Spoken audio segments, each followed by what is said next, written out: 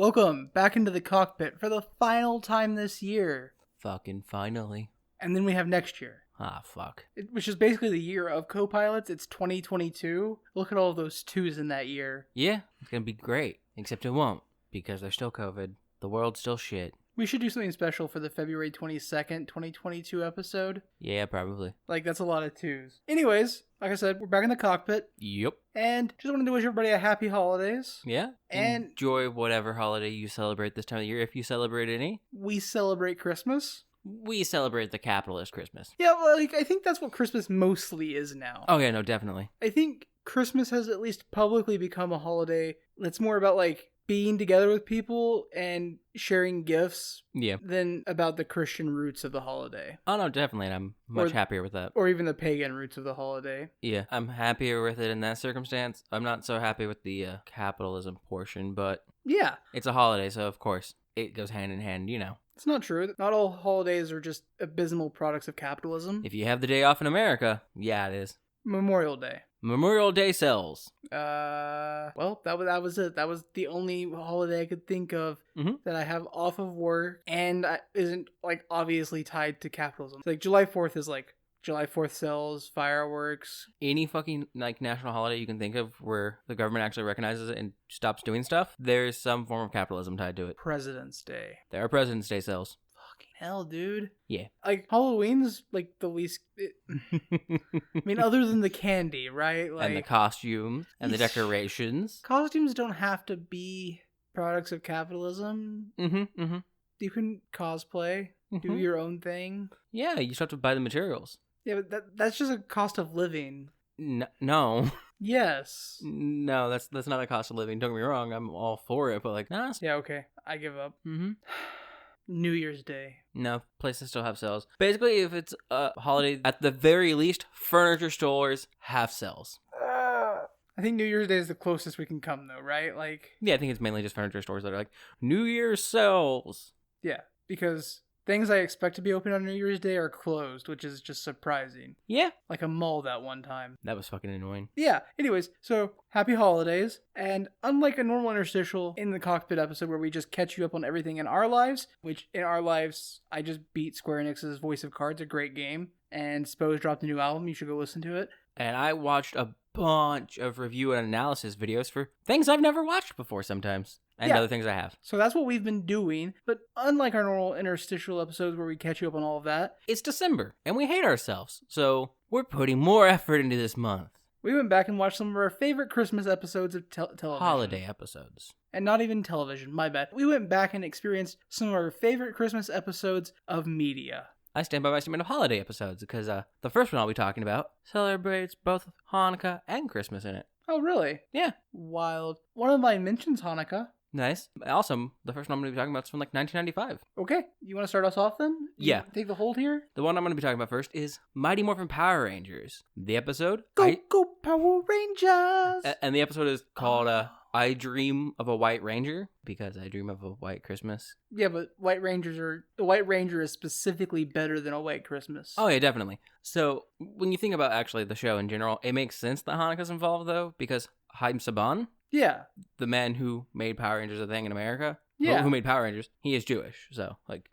I want to be honest with you. I didn't even know Saban was a person's name until like 3 years ago. Really? 4 years ago. When was the live action Power Rangers movie? 2016, 2017, something like that?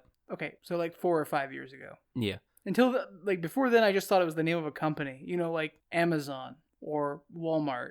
I mean, it is. Oh, yeah, 100%. Saban Enterprises is a company. I didn't realize it was named after a person. Enterprise. I think it's Saban Media. I didn't realize it was named after a person. Yeah. Yeah. So, I Dream of a White Ranger takes place in season 3. So, pretty early. Mm, How many episodes are in a season? like 50 or some shit. Oh, never mind. Less Yeah. early. But, so we're on the third adaptation of Sentai Ranger show stuff. What were the first two? They're on Outfit 3. So you have... Oh, you okay, but it's still the same Tommy, Jason, Kimberly. No, they've changed some people. We don't have Jason anymore. We have the new Red Ranger, Rocky, but we still have Tommy. We still have Billy. We still have Kimberly, but this should be just before Kim leaves when we get Kat. I don't know who Kat is. She replaces Kimberly. Nobody replaces Kimberly. She lives forever in my heart. But yeah, so this is the one So you have your starting outfits in Mighty Morphin, and then you get the White Ranger with like his outfit. Wait, Billy's still there though, right? Yeah, Billy's still there. Cool. Cool. Billy leaves about the same time as Tommy, so later, like after Zeo Rangers. Tommy's so cool. So you have your initial outfits in Mighty Morphin, right? And then the next outfits are, you remember the White Ranger outfit, right? The total pauldrons, the black and gold. the black and gold. Yeah. Yeah, and then the white overall, Okay, yeah. obviously. Do you remember everyone else's outfits when they update from there? They all have like a similar layout, but instead of the pauldrons, they just have like The white vest like set up. Yeah, okay, yeah. They kind of look like Saiyan armor almost. Yeah, except it's not even out there, so that it is part of the design of their Yeah, okay. suit. I'm there. Yeah, because his White Ranger design was from the show that those ones are them from. Yeah. And then the one after that is the first Power Ranger ninja outfits. Like the one from the movies. Yeah, I think they use the ninja outfits in there. Like the kind of bad looking ninja outfits. Like if you want, I can tell you the name of all these in Japanese. Like you got Mighty Morphin Power Ranger Season 1, and their outfits are... That one is adapted from pieces of Kyoryu Sentai Zero Ranger. And then the ones with like the White Ranger outfit that are similar is Gosai Sentai Dai Ranger. And then the ninja outfits are from Ninja Sentai Kaku Ranger. These are the outfits I was talking about. Yes, except obviously when they're from the Ninja Sentai Kaku Ranger, they have the masks on, yeah, because it's not the same the actors cloth masks, in the action scenes. But yeah, no, exactly that. The movie that introduces those is such a fucking banger. True. God, Power Rangers, I don't care what you guys say. This isn't nostalgia glasses. Power Rangers is good. Yeah. Holy shit, Power No, Rangers like, was good. I actually enjoyed rewatching this episode. It was obviously very much meant for children, but it still wasn't bad. Like, everything about it that would be bad is just because it's so fucking campy. And as an adult now, it's so campy, it's hilarious. And because it's approaching 30 years old. Yeah. So, I Dream of a White Ranger, the entire plot of this episode is very much this is an American episode. So less fighty costume stuff. They're never in their costumes this episode. Ah, interesting. Because, so they're all helping out kids and stuff because they're no longer in high school. Yeah. Tommy's dating Kim, Bulk and Skull are, 2 seconds away from going to prison. No, they're police officers. Did you forget that? They become police. Did I stutter? True. Did I fucking stutter? But yeah, so they're police No, officers. you're right, though.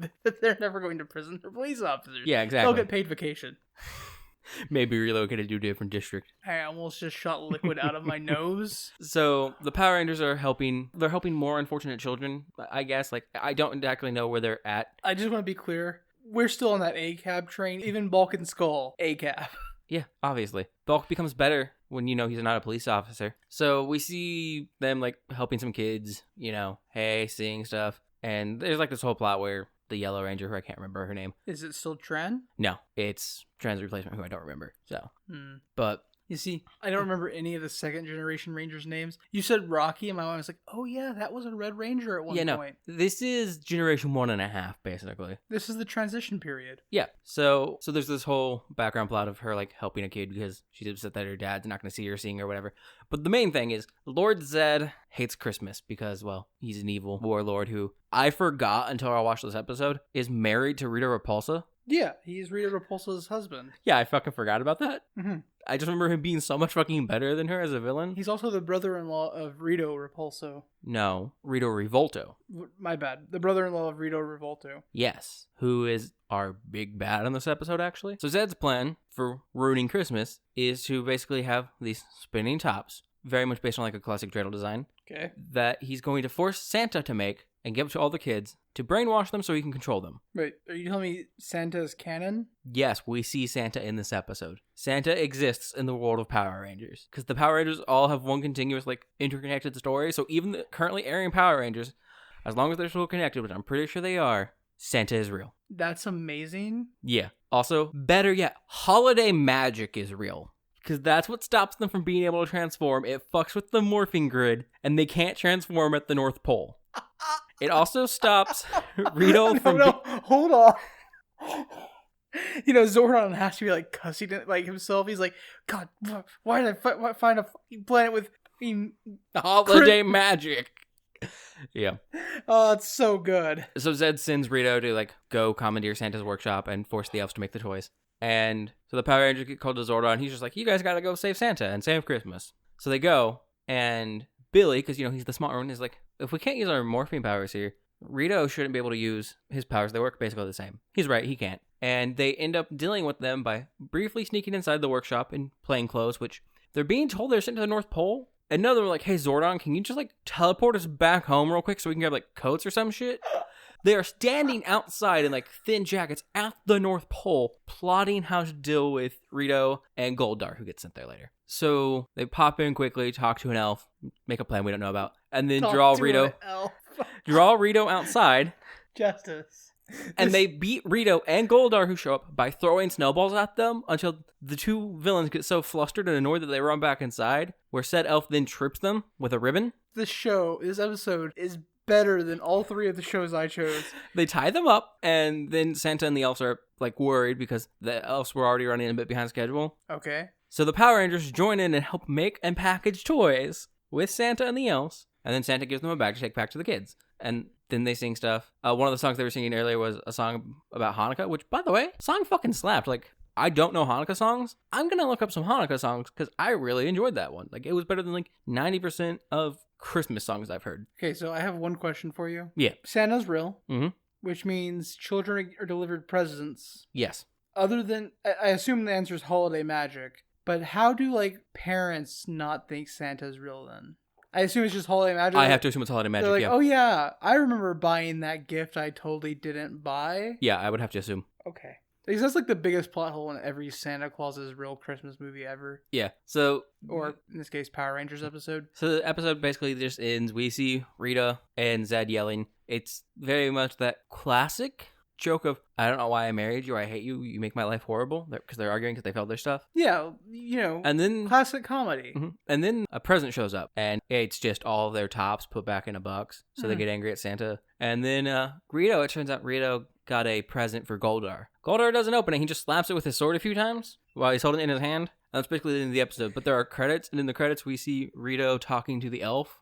The one that they made their plan with and everything, like the number one elf. Literally, Santa calls her number one. She doesn't get a name, because of course not. Slave labor, Justice. Exactly. You don't name slaves. So she's just like going on about how he's probably nice and everything. Deep in his heart, he looks down at his bony chest because Rito is a skeleton. Technically, he's supposed to represent like this Japanese folklore spirit thing of like a bunch of people dying together and then forming a giant skeleton specter thing that then consumes people. Yeah, I think I've seen that Pokemon. Yeah, and he just looks down at his bony chest, which he's just been to and he's just like, nah, there's no goodness in my heart. I don't even have one of those. And that's the end of the I Dream of a White Ranger. And honestly, I actually really enjoyed it. You really went way deeper on this than I had any intention of. And now I feel like I'm just going to let down the audience. You're fine. I don't plan on going too deep into my next one. Okay, because like I just really enjoyed this one when I rewatched it. I could tell. It sounds amazing. I have been vaguely tempted multiple times over the last year to be like, let's restart Power Rangers from the beginning. Yeah. I'm not going to watch all of Power Rangers, but I'll get through Mighty Morphin. Yeah. Because Mighty Morphin was great. I'd probably watch through Mighty Morphin and then jump to Time Force. Because Time Force was the one that was really shaking off when I was actually a kid. Because like I don't remember which one it is, but Mighty Morphin started before I was born. The Power Rangers where they're in a space station. That's Space Force, isn't it? Or like Space Rescue? No, Rescue Force is another one. That should just be like Space Force or some shit. That was good. And then also Ninja Storm is very good. Yeah. Ninja Storm is surprisingly good for a quote-unquote late era Power Rangers, which is actually now mid-era Power Rangers. Yeah. So, what show you want to talk about? I'm going to start with Scrubs. Okay.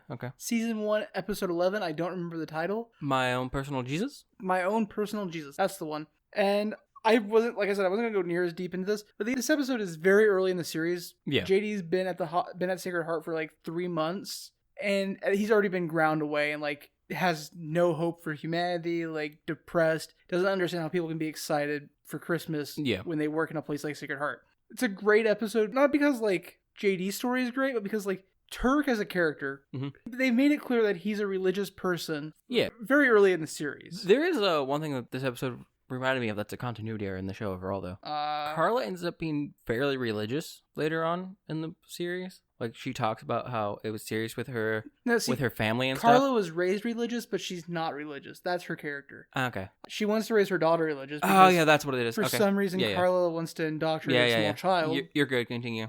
That's what I was thinking of. But like, this episode really deals with Turk more than it deals with JD. JD's whole storyline here is like kind of the B story.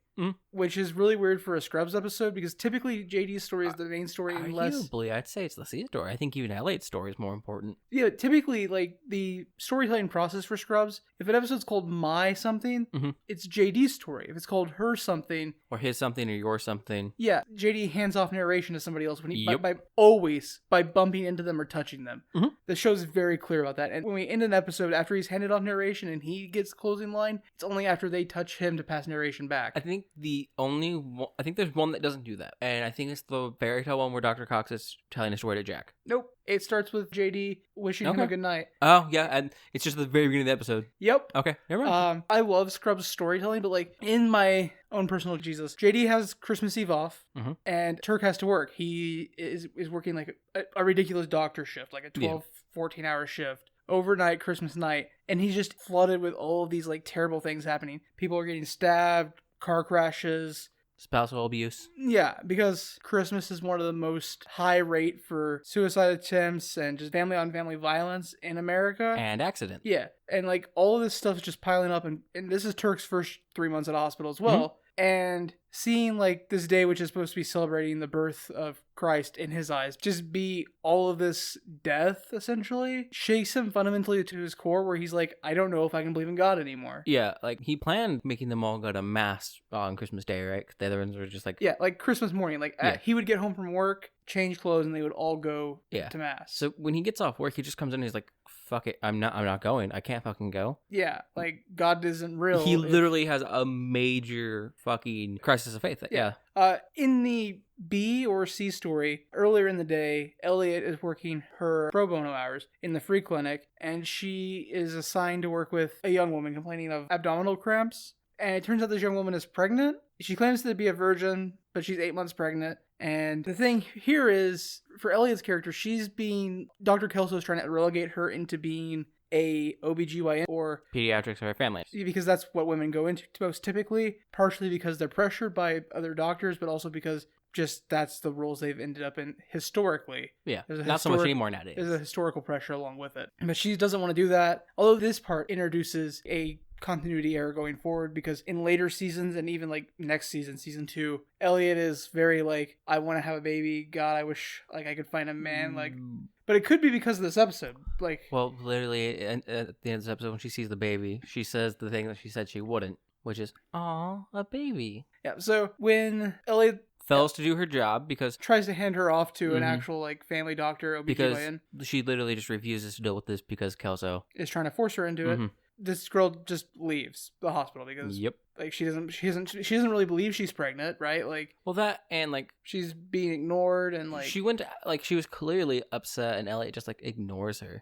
But while they were talking, Elliot found out that she goes to like the Christmas tree in the city where Sacred Heart is, which is technically Seattle, but they never call it Seattle. The big Christmas tree. She's been going there every night all week. So when Elliot talks to Turk and JD about this, she passes that information on. Yeah, because she needs to find her because she has some medical problem that's going to cause issues with the child. It's called HELP, HEELP. I don't remember exactly what it is, but it typically develops in the 37th week of pregnancy or later, or after giving birth, and it causes a bunch of complications with pregnancy. And if it happens before you give birth and not treated, it's nearly always fatal for the baby. Yeah. I don't remember what it is, but Elliot's trying to find her because she needs medical attention. And Turk, still struggling with his faith, is staying on this roof. And there was a scene earlier where he takes JD and Carla to the window and is like, quote the Bible passage about the star. They saw the star and they knew that the king was born. And JD was like, that's just the Christmas tree, bro. And Turk is like, that's not the point, JD. Like, the point was...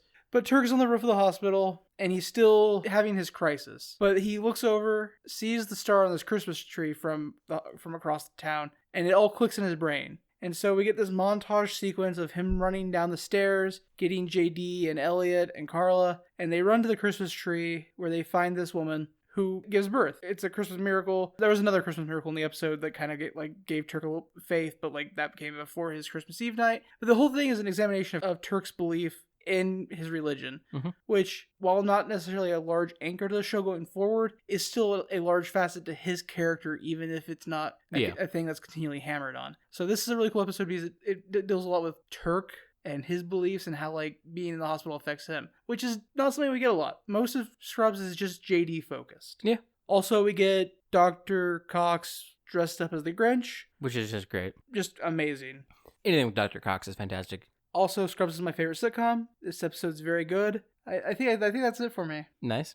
It's not as funny as Santa Claus existing in Power Rangers, Rita having an evil brother named Rito, and Dreidels of Doom. Yeah. I just feel defeated right now.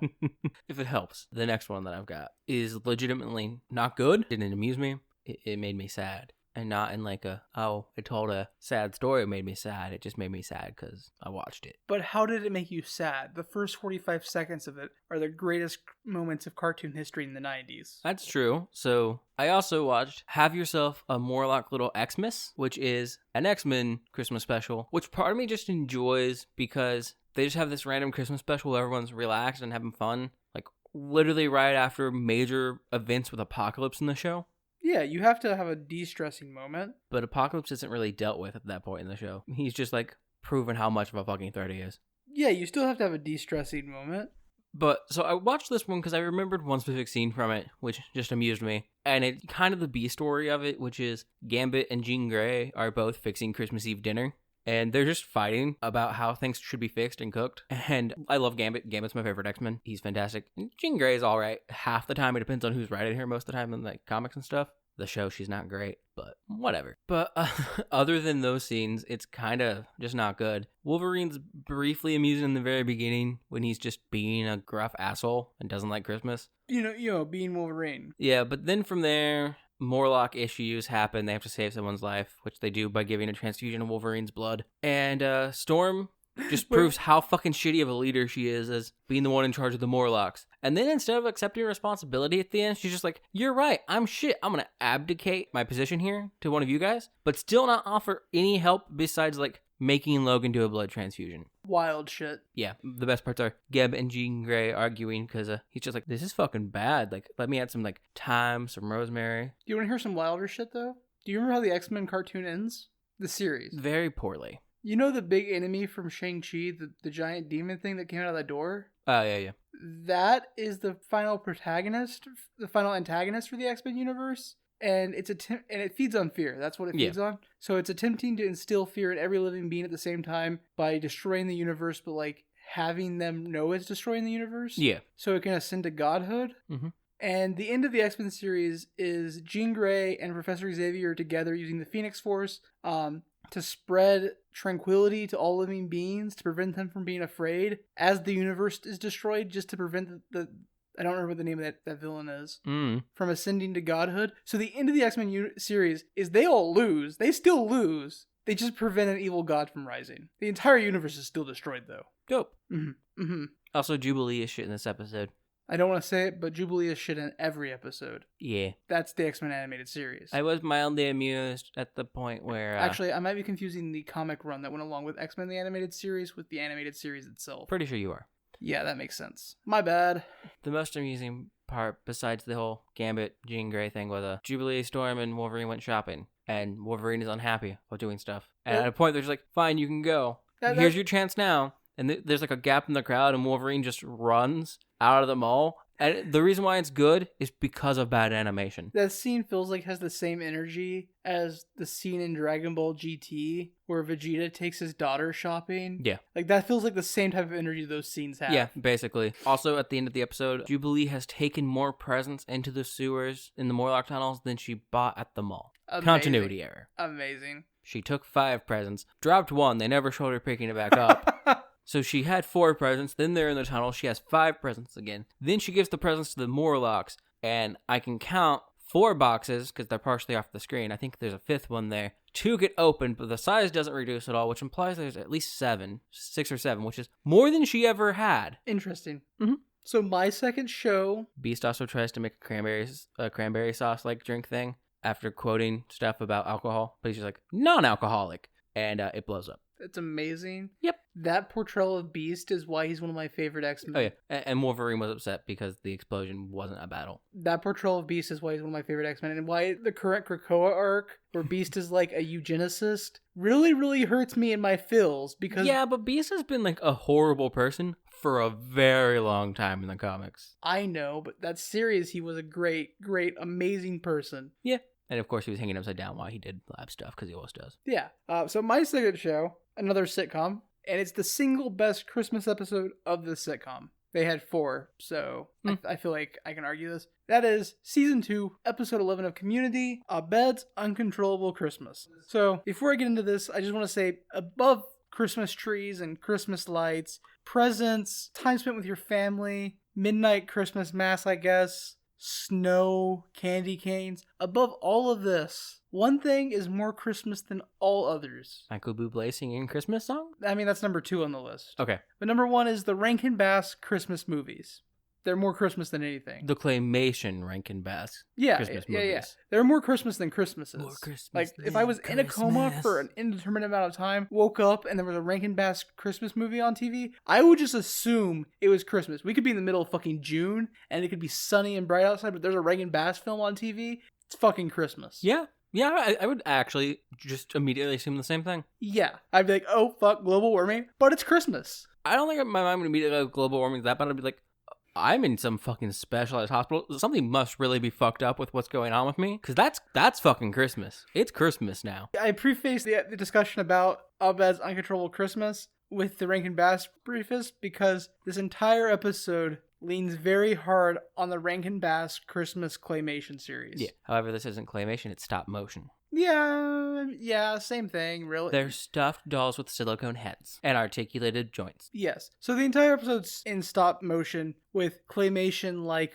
figures. Mm-hmm. And the only one who actually can see that is Abed. Everybody else sees the world as it normally is. But for us and Abed, it is stop motion. Mm-hmm. And because of that, he's like, look, guys, it's the most important Christmas of all time. I know, because we're stop motion. And the rest of the community crew is like, well... What the fuck? First, what the fuck do you mean? Second, what do we need to do then? And he's like, you need to move more, first of all, because you need to take advantage of being stop motion. Second, we have to sing. And they're like, no thanks. You start some shit like that? And so he starts singing a Christmas song, and this Christmas song ends with him jumping across hoods of cars in the college parking lot, where he's eventually tased because he's destroying property. And he's a brown man destroying property. They were explicitly instructed to not celebrate holidays. Yes, that's true too. Mm-hmm. That's an underrunning theme of this episode, although it's very, very like tongue-in-cheek and only referenced twice. Mm-hmm. So Abed then has to go see the psychiatrist. Like 3 or 4 times. Anytime Yvette Nicole Brown's character is talking, they mention it again. So then he has to see the psych professor at campus, and once he's at the psych professor's office, if you know anything about Community, the psych professor is a garbage human being who's only interested in like furthering himself and not fame, success, or money, or all 3. And he hears what Abed's saying, and he's like, this sounds like a book deal. So he wants to solve Abed's mental trauma? And Abed's like, I have no mental trauma. I don't need therapy. Thank you. Bye. The only thing I need to figure out is the secret of Christmas. The meaning of Christmas. Meaning of Christmas, yeah. So Abed goes off on an adventure to find the meaning of Christmas and sexually molests Dr. Kim. I know what the meaning of Christmas is. Do you? Yeah. Okay. Defeating Lord Zed and his minions from overthrowing Christmas and Santa. That is the meaning of Christmas. If you haven't done that, you're not participating in Christmas correctly. Interesting theory. I would counterpoint and say that that's the true meaning of the holidays because it was holiday magic, not Christmas magic. And yes, but specifically Santa is for Christmas, so it only saves Christmas. Lord Zed just apparently doesn't care about Hanukkah. He's cool with Hanukkah, he just likes Christmas. I don't think that's true by the fact that Santa's a Christmas concept, but Santa delivers toys to all the good boys and girls regardless of religion, implying that Santa himself is non-religiously non-denominational. Yeah, but that then raises the question, do you think Santa delivers toys to people who don't participate in the pastime of Christmas on their respective days of celebration? During Hanukkah or during Kwanzaa? Do you think he drops off toys for children during who celebrate Hanukkah at certain times? Yeah, like Yule. During Festivus? Yeah. For the rest of us? Mm-hmm. I have no idea. None whatsoever. Because, by his lore, he gives toys to all good boys and girls, not just the ones who celebrate Christmas. Mm-hmm. Also, he gives all the naughty ones coal. Yeah. So, even if for some reason Santa only thought people who participated in Christmas were good, it still means he has to give all the other ones coal. Yes. There's some logical fallacies in Christmas lore. Yes, 100%. Continue. So, he sexually molests Dr. Kim, whose name is Chang, because he thinks Chang's a snowman, and he's putting buttons on him. And the bottom button is actually Chang's jean button. Yeah. or implied to be his jeans button. So, but while he's doing this, he's singing a sad, short song about Christmas, literally called a short, sad Christmas song. It's very short, very sad, and very Christmas. Yeah. It has the same lyrical vocal pattern breakdown as a sexy getting ready song from Crazy Ex-Girlfriend. Amazing. This is a sexy getting ready song, a sad, lonely Christmas song. Like it has the same like vocal breakdown for it. Crazy Ex-Girlfriend's Like, also a structured great all of it. show. Yeah. Sorry, it just popped in my head. While he's doing this, he gets a text message from Britta, and she's like, "Hey, I know the secret of Christmas. It's in the study room. You should come to the study room." Yeah. And he shows up at the study room, and it's actually an ambush group therapy session. No, it's not. Yes, it is. It's an ambush group therapy session. I know they say it's not, but that's exactly what it is. They have a wizard there. He's a psychiatrist. No, he's a wizard. Actually, he's a doctor of psychiatry. I don't think he's an actual psychiatrist. Yeah, he's not a psychiatrist. He's a doctor of psychology. I don't know if he has a license to practice as a psychiatrist. He doesn't. Probably not. So they ambush him with this group therapy session, which they present as, I don't remember how they present it. Holiday hypnosis. A holiday hypnosis, where they're adventuring off Into Christmas land, equivocally, yeah, the Christmas Wonderland. in Abed's head to find out the true meaning of Christmas. And so when they do this, Abed starts narrating, and honestly, this reminds me very strongly of the Dungeons and Dragons episode, which is no longer available to stream on Hulu because Pierce wears blackface in that episode. Yeah. Because he's a dark elf. And because Chevy Chase is problematic in general. That's not necessarily that. That's not because of that episode. That's just me making a statement and reminding people. Chevy Chase is problematic in general. That was just me reminding people. Like, I'm not condoning blackface, but that episode is amazing and hilarious. Yeah, the episode's fun. Just because of the one faux pas, I don't know if like the entire episode deserved to be. I feel like we could just cut out Chevy Chase's face the entire time. Just not show Chevy Chase. Yeah, like honestly, 100% would work. I think I could watch all of Community like that. I'd watch all of Community like that. It'd make the one story arc about Chevy Chase's father really, really weird, but Oh, no. Like, you can show his body, just never show me his face. yeah, Just digitally remove it. yeah. So, and like, I don't want to defend Community use of blackface because there's no defending it. Yeah. Scrubs did the same thing in a couple episodes. Mm-hmm.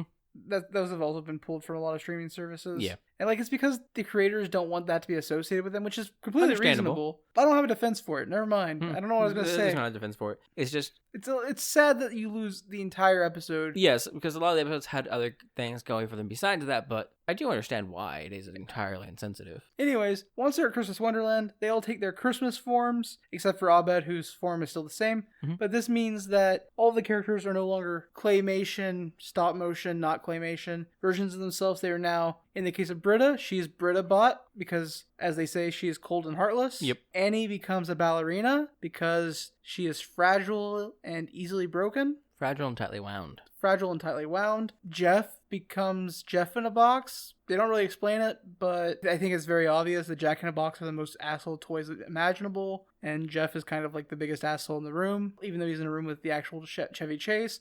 Who becomes Teddy Pierce. Teddy Bear Pierce. And Yvette Nicole Brown's character becomes a baby doll. And Troy becomes a Troy soldier. Oh yeah, Troy becomes a Troy soldier. How did I forget about Donald Glover? I honestly don't fucking know. He and Abed are the best part of Community. Depending on the episode. Troy and Abed in the morning. Depending on the episode. Sometimes Jeff gets to take it. Sometimes Jeff Winger gets to be the best character in Community, and that's okay. No, he gets to be the best in episode. He's not the best in Community. That's also a fair retaliation.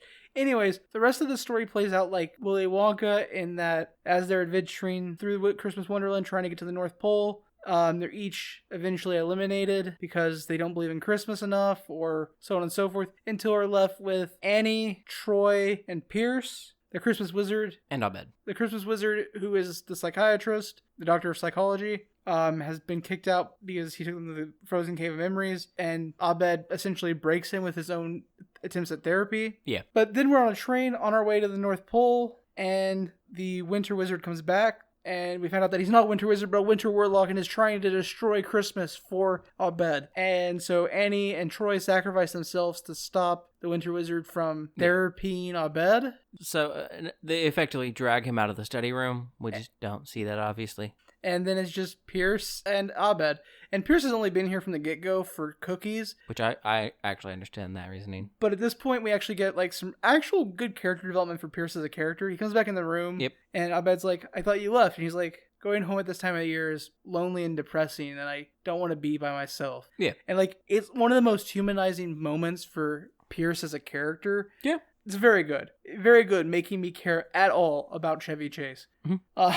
They eventually make it to the North Pole, and Troy finds the meaning of Christmas, and it's Lost Season 1 on DVD. Yep. Pierce is like, so what does that mean? And Abed's like, it's a metaphor, because the ending's unfulfilling. Yeah.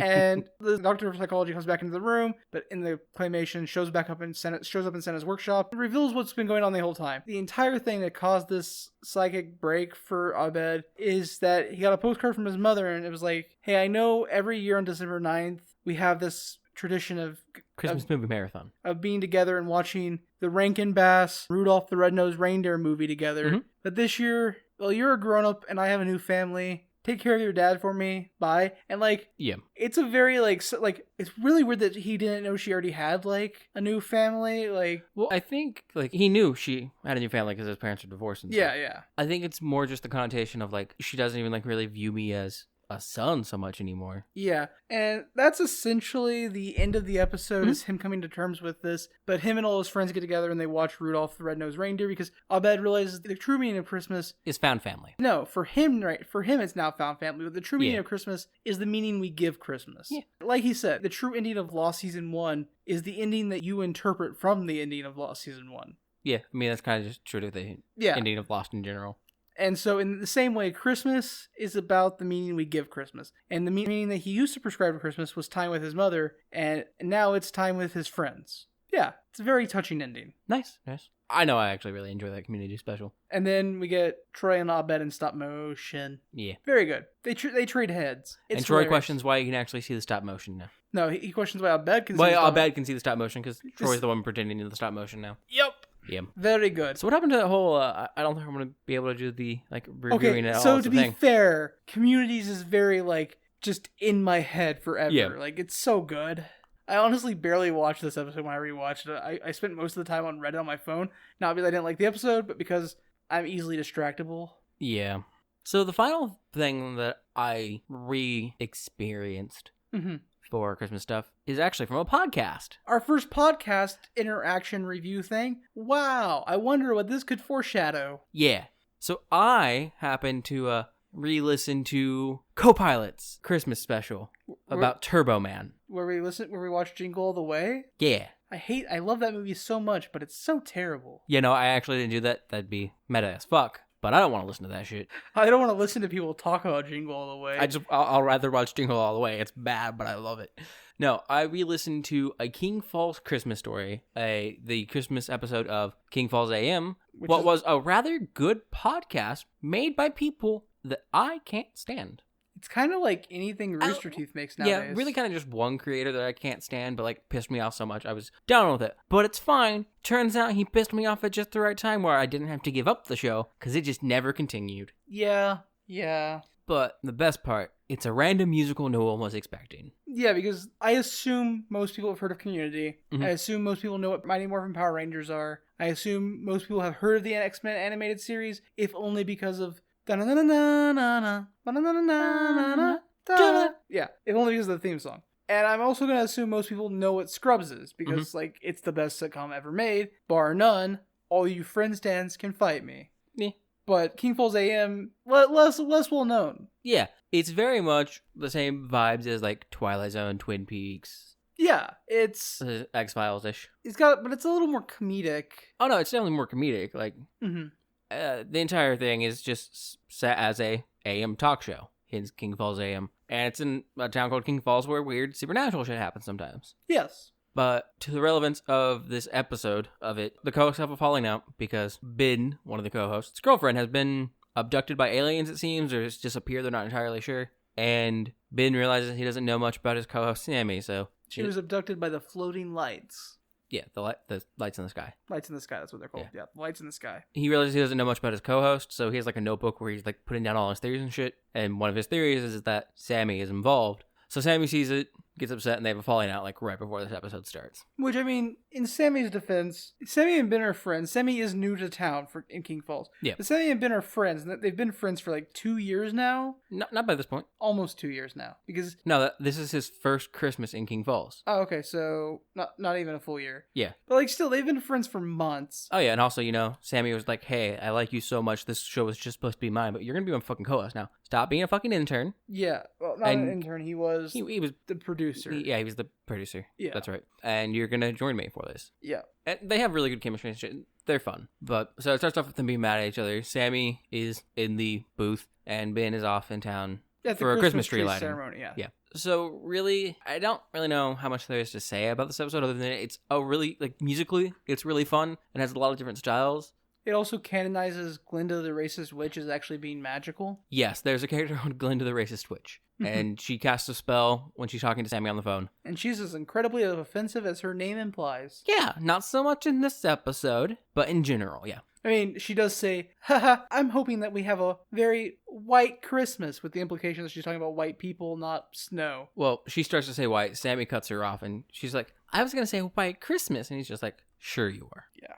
Yep. We both knew we were going to say white people, and she's like, no, though I do find them preferable. Yeah. She's problematic. It's also highly insinuated that she was going to badmouth the fact that Ben is Jewish as well. Yes. But, so in this episode I'll kind of just go for what the songs are about. Our first song should just be a song where Ben is saying he's sorry, like vaguely-ish. I honestly don't remember. I haven't listened. I did re-listen to this back in like June or July because I restarted the entire series. Honestly, I remember all of the songs except for the first one. Because we got HB3's Trees, Trees, Trees. HB3 is an evil rich vampire. Maybe vampire. He's an evil rich vampire. But we have an HB3 song about trees. He bought all the Christmas trees, and it's just a fun song. To be fair, trees. In this case, I don't think HB3 is being like a legitimate villain. I think like this is just a thing, like a stupidly rich person. He did it literally just to spite the people in town. But he decorated all of them and like has no one's allowed to see them. A Christmas Wonderland thing going on. Like no, it's 100% like he basically just says he did it despite them in the song. Yeah, it's just fun though. Then we have a song from Troy, who is a police officer that Sam and Ben are friends with. And Jacob, whatever his name is, gets involved, which is the town criminal, basically, who is also a sexual pervert. But not the sexual pervert that Creepy Carl is, because Creepy Carl is a guy who has ads occasionally that runs on the program. Creepy Carl's Candy Van, come on down. He's a pedophile. That's the joke. That's the entire joke. He's a pedophile, yeah. And Troy has the fun little rap song that goes back and forth between him and Jacob about Christmas. It's actually really good. And they include a cop siren really well into the ending part of the song. Then we have a song from a reverend, like classic megachurch reverend style character. I wouldn't call it. He's a revival reverend. Yeah. He's like a pop-up revival tent reverend. Yeah. And the main chorus of that song is Santa up, devil down. And I'm not gonna lie, compositionally, I don't like it lyrically, but I enjoy the song overall. It's just catchy and fun. My favorite part about that character, Reverend Get Right with God Hathaway? Hathaway, yeah. Reverend Get Right with God Hathaway. My favorite part is his revival starts a putt-putt place in town. Called Glory Holes. It's all themed Christian, but it's called Glory Holes. Yeah, it's actually amusing. That's a good joke. Mm-hmm. And then there is a song from... Archie? No. Does Archie get a song? No, Archie shows up briefly in the end song. Oh, okay. So, same with, like, Herschel and such. Okay. But throughout this entire thing, Sammy's just, like, freaking out because no one else realizes they're singing. It's just that. Yeah, because Glinda cursed him, essentially. Yeah, and he's annoyed because he keeps getting calls and he's pissed at Ben, basically. You really just come to this episode for the songs, in my opinion. Like, it actually kind of moves the story forward. It's actually very important for moving the story forward. It's actually pivotal for moving the story forward. It's wild. Only kinda. No, it's insanely pivotal because this is we also get a call from what's her name in this episode? No. No? No. Okay. The only thing this does is fix Sammy and Ben's relationship. That seems insanely pivotal. The same thing that's done here could just be solved by Sam finding Ben talking to himself out loud, because that's quickly what he does here, or find another book that Ben's written in that's talking about how sorry he is. Like, that's all it is, or about how depressed he is. That's a fair... Yeah, literally could be done in any other format. You just come to this right. for the music. And don't get me wrong, I enjoy it, because, like, the song we hear from Ben is literally just being like, oh shit, I'm literally fucking heartbroken. I don't know how I'm going to go on without, like, this woman that I love who just fucking disappeared. I'm stressed. I have no idea what's going on. I've been wearing myself down, and my fucking best friend hates me now. Like, what the fuck is going on with my life? And he's like legitimately super depressed in the song, and Sammy hears it because he like tries to call to see how the Christmas light tree stuff is going. And then Sammy just is like, ah, shit, I guess I'm gonna go down there. And then Ben calls him back. And then they have a song about how next year's gonna be better. Yeah, this year sucked, but next year's gonna be better. Yeah. And honestly, the song is really good. And like, I was behind on King Falls when it first came out. And the first time I listened to the song, I think was 2018. And then I kind of forgot about it. And when I re-listened to it in 2019, my brain just went, oh. When I re-listened to it in 2020, sorry. My brain just went, oh yeah, this year was shit. Maybe next year will be better. Fun fact, 2021 wasn't better. Yeah, fair. Yeah, King Next Falls year AM is all that I need. King Falls AM is pretty good. I would suggest listening to it if you're completely okay with a series that doesn't have a satisfying ending because it just stops. Yeah, it stops on like a really big fucking cliffhanger too. Yeah. My last show I watched, well, my last episode I experienced was a show, and while it takes place at Christmas, isn't really a Christmas episode. I kind of messed up. You're fine. I was debating not doing a really Christmas-heavy episode. Anyways, it's an anime called Bakuman. You've heard us talk about it before. It's literally the best anime ever and best manga, and if you think otherwise, you're wrong. If you think otherwise and your opinion isn't Cowboy Bebop, you're wrong. See, or Kids on the Slope. Okay. If it's not a Watanabe. That's a fair anime. Argument, but I think Cowboy Bebop is probably the best anime ever, but Bakuman is my favorite anime Bakuman's ever. literally just fucking amazing.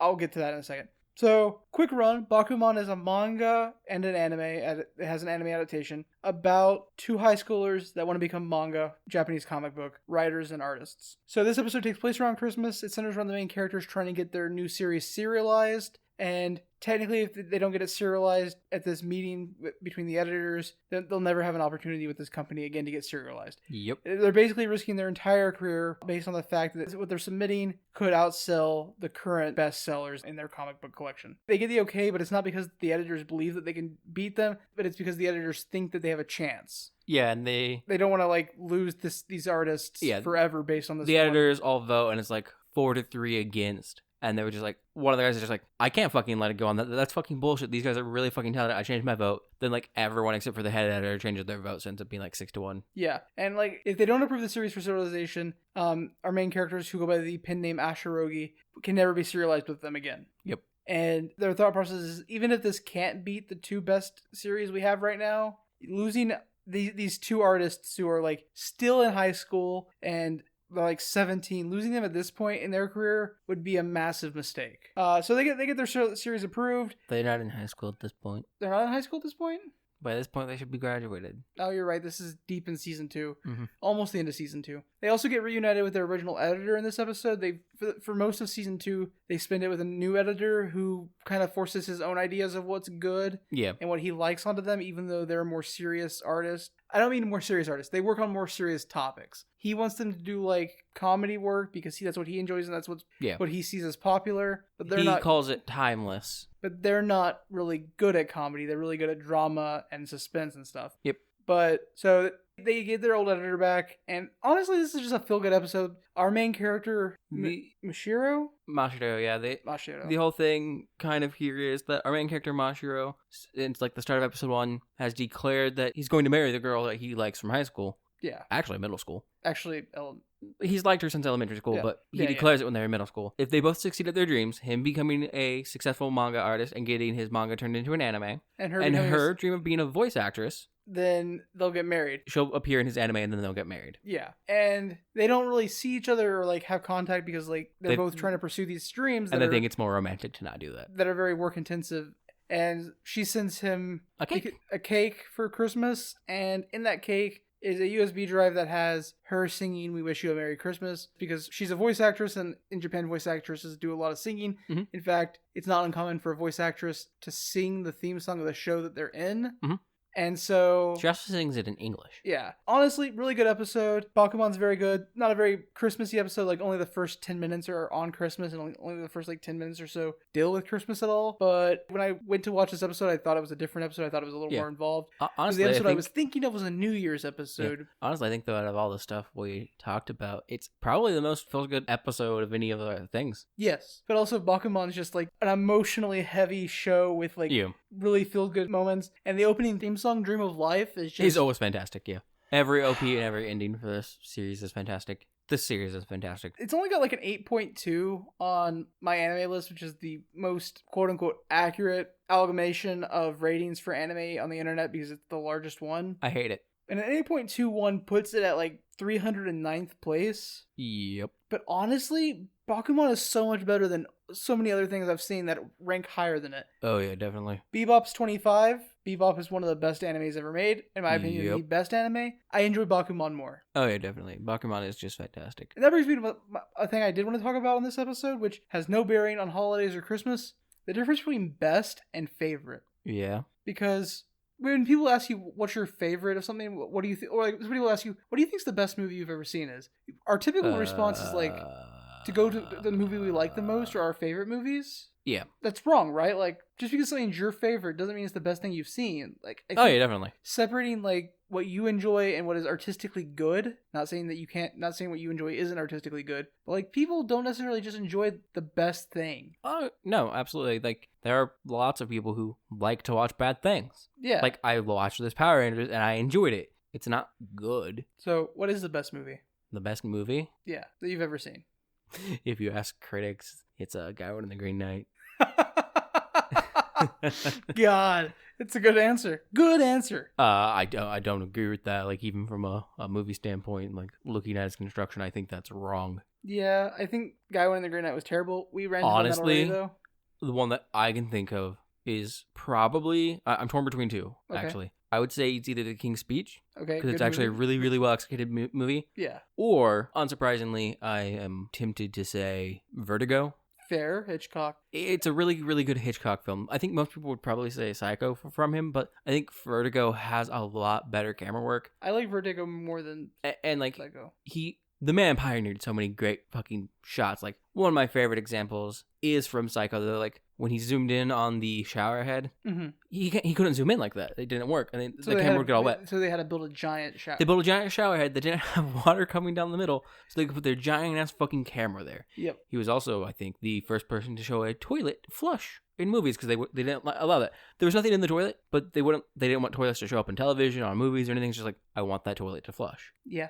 That was just a fun thing, but yeah, I think Vertigo is probably the best film. Okay. At least that I've seen. Can you name your favorite movie? Do you have a favorite movie? I know typically you like break favorites into categories because it's easier that way to handle. Yeah. If not, it's okay. I'm gonna go ahead and like talk about the movie I think is the best movie I've seen. Just because you mentioned it earlier, because you were questioning it. My favorite anime movie is Koe no Katachi, A Silent Voice. It's very, very good. Yeah. I think my favorite animated movie is The Cat Returns. Yeah, I mean, if you're talking about my favorite like, Ghibli movie, it's When Marnie Was There. Ghibli's animated. Yeah, I'm just saying I like A Silent Voice more than that. That's fair. I already broke it down into another category. See? So I think the best movie I've ever seen is either Clockwork Orange. The movie is really, really well done. It is by far my favorite Kubrick film. I had another one in my head. Probably just Clockwork Orange. Let's go with that. Clockwork Orange is just a masterful like combination of acting, directing, music. Everything it does well. Yeah. Like, I definitely think the acting in A Clockwork Orange is stronger than in Vertigo. Mm-hmm. But I think Vertigo has better camera and directorial. It's also got like 15, 20 years on Vertigo, right? Like Yeah. So Vertigo is old, but I think Vertigo does what it does really fucking well. Mm-hmm. Though Kubrick does have a really good way of making A Clockwork Orange like viscerally uncomfortable at points. Yeah, no, it's definitely not my favorite movie. Honestly, I've watched it twice, and I might watch it again in like the next 2-3 years. But it's not a movie I want to rewatch. No, like which is part of what I think makes it like a best movie, but not a favorite movie. I mean, it very much makes me think of the book Horns. Yeah, that book makes me viscerally uncomfortable to read. Mm-hmm. Fair, 100%. Which, when since it's trying to make you uncomfortable, it's trying to do these horrible things. Like, that book does it really, really well. And the movie makes me viscerally disappointed that it's not on the same level as the book. Yeah, agreed. Although if it was on the same level as the book, it wouldn't be a movie because you couldn't watch it. Yeah, it would not have been able to get a rating. It would not have been able to be put in theaters. My favorite movie is The Replacements. Yeah, you're weird. Which is a mid-tier movie at best, but it's just like watching it makes me feel good. You know what the best scene in the movie is? Glory fades, chicks do scars. I can't remember the speech. God damn it. That's the best scene. Or like a duck. Those are the best scenes. See, I disagree. Quicksand's also a great scene. See, I disagree with all that. Or, what do you think you're doing? We're the guards. We're protecting our quarterback. Yeah, my opinion, the best scene in that movie. Or the sign language scene where... Yeah, no, I get you. My opinion, the best scene in the movie has no dialogue. Is it the you're an asshole? That has No. dialogue. Okay. It is the opening of the movie Oh, yeah. where we see Keanu Reeves underwater with the trophy. It's shot really well. It has a great soundtrack, and it literally, I don't know, there's something I visually find pleasing about that scene every time I see it. Quicksand. Quicksand's the best scene. I've leveled it out. I just love the opening scene of the movie for that. Like, there's something I find incredibly pleasing about that opening. God, I like how I just like was flipping through scenes. Like, Yeah, I knew you weren't going to get it because I don't, like, it's arguably not the best scene. It is just my... It's the best shot scene. Yes, it is the most visually pleasing scene to look at. Yeah, again, this goes down to the difference between best and favorite. It's the best, like, shot scene in the movie, but I think my favorite scene in the movie, and maybe one of the best scenes, like, from a storytelling perspective, is the locker room meeting that they have. Yeah, another one about Quicksand is definitely the locker the room best practice act, they have. is, like, the best scene with dialogue. Where they talk about fears, and we get the quicksand. Yeah, like, that is probably one of the most important, like, one of the best scenes in the movie from a storytelling perspective. I don't know. For some reason, like, best and favorite just plays on my head a lot because, like, people talk about what they think is the best show ever or the best anime ever. This is the best adaptation ever. And, like, I don't think they actually mean best. I think they just mean my personal favorite. I personally really like this. Yeah, like, I personally really, really like I Dream of a White Ranger. Nowhere near the best. And I personally really, really like... Actually, everything I talked about today is the best. Bakuman's the best. No, Bakuman's my favorite. That's actually a really good distinction. Yeah, also, I mean, not everything can be the best because you consider Scrubs to be the best sitcom. And then you talk about Community. Which is also the best sitcom. See, that doesn't work. Okay, but see, they do work because one is a workplace comedy, Scrubs, and the other... So now you're breaking things down into subcategories like I do. Yeah, they're both the best sitcoms. I'm cheating here, but they're both the best sitcoms. Yeah. I mean, it's just like how we both agree that for fantasy books, The Wise Man's Fear is probably the best prose. Yeah. But, like, Gentlemen Bastards is probably the best, like... The best way to put it is The Wise Man's Fear is the best written book I've ever experienced. But my favorite book, by a fucking mile, is still The Perks of Being a Wallflower, because even though it's not as good, I like it more. I enjoy it more. I experience more relatable emotional triggers and emotion from Perks of Being a Wallflower. It's a more emotional experience for me than Wise Man's Fear is. But yeah, so... I think that's how I determine what I like more, is like what makes me feel more. Understandable. Yeah. But anyways, guys, so that's been our opinions on some of the, not best, but that's been some of our favorite Christmas specials for shows. Before we get out of here, though, I do want to go over a few quick things we have coming up. Friday, we'll be releasing a special bonus content episode. That's the 17th. You'll figure out why it's coming out on the 17th and not a day that has a 2 in it. But, so the 17th, we have a special content coming out. Probably only a half hour, 40 minutes at most. Shouldn't be too long, but you never know. But look forward to it. We got a special guest on that one. On the 22nd, we have our second Christmas show review for the month. And then on the 24th, Christmas Eve, we have our Christmas movie review. Yep. And on the night of the 25th, probably around 9-10 p.m., unless things change. And if they do, we'll tweet it. We're going to take that movie reviewed on the Christmas Eve and do a live watch party on Discord. So come hang out with us on the Discord. Yep, that's the plan. If things change, we'll notify the Discord and send out tweets. So follow us on Twitter at Copilots Review. Find our Discord as a link on our website at copilotsreview.simplecast.com. And if you want to tell us what your favorite Christmas special is, or you want to tell us why one of them is objectively the best, you can do that by emailing us at copilotsreview@gmail.com. Thanks for hanging out with us in the cockpit. We'll see you on our next flight. Enjoy your holiday season.